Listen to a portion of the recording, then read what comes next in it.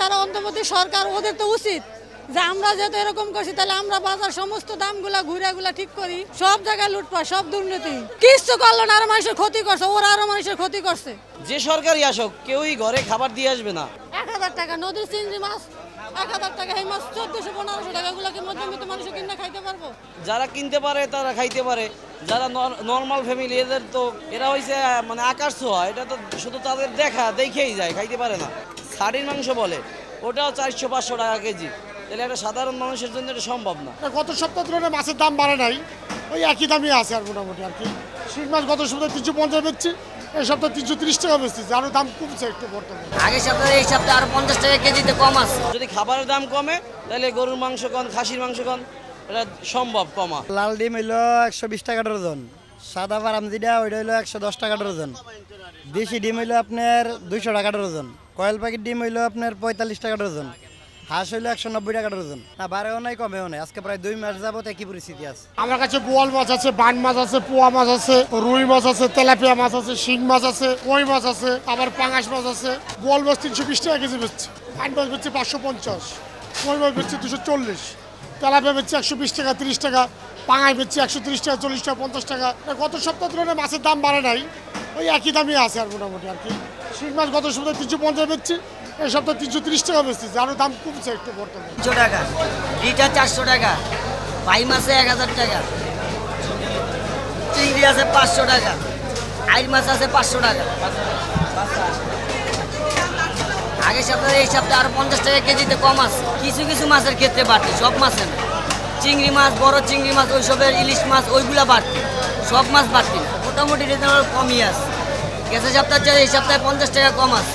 এটা আবহাওয়া বোঝা যায়, মাছ কেনা বেচার উপরে, যে কোনো জিনিস আমদানি রপ্তানির উপরে বোঝা যায় কম কি বাড়তি।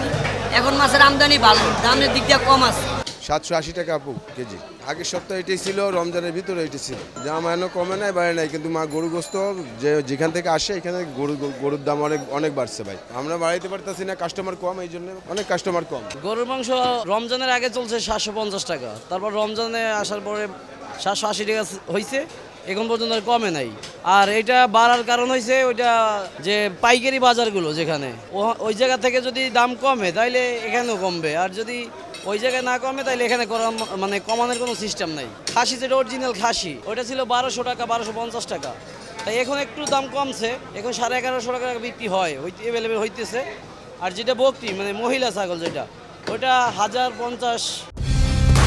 কালার এক্সপার্ট, জর্জ স্যাপ এবং মাইল্ড অন হ্যান্ডস টেকনোলজি সমৃদ্ধ অরিক্স ক্রিস্টাল ওয়াশ আপনার লন্ড্রি এক্সপার্ট। যদি খাবারের দাম কমে তাহলে গরুর মাংস কম, খাসির মাংস কম, এটা সম্ভব কমা, কিন্তু খাবারের দাম না কমলে এটা সম্ভব না কোনোভাবে। যারা কিনতে পারে তারা খাইতে পারে, যারা নর্মাল ফ্যামিলি এদের তো এরা হয়েছে মানে আকাশ ছোঁয়া, এটা তো শুধু তাদের দেখেই যায়, খাইতে পারে না। ছাড়ির মাংস বলে ওটাও 400-500 টাকা কেজি, তাহলে একটা সাধারণ মানুষের জন্য এটা সম্ভব না। যে সরকারই আসুক কেউই ঘরে খাবার দিয়ে আসবে না। আবার এই যে মনে করেন গুড়া মাছ 1000-1200 টাকা নিচে না, ইলিশ মাছের ধারে তো যাওয়া যায় না, তাহলে মানুষ দেখেন কোন জায়গায় আছে এগুলো বলা যায় না। আনার আগে কম ছিল মানুষ, এখন তো সীমার বাইরে মাছের দাম, তরু তরকারির দাম, সব কিছুর দাম মানুষ বুঝে না। ওরা তো এখন আরো যে যেরকম পারছে ওরকম লুটপাট করতেছে। এখন দেখেন না সব জায়গায় লুটপাট, সব দুর্নীতি, কিছু করলো না, আরো মানুষের ক্ষতি করছে, ওরা আরো মানুষের ক্ষতি করছে, ওরা ভালো কিছু করে নাই।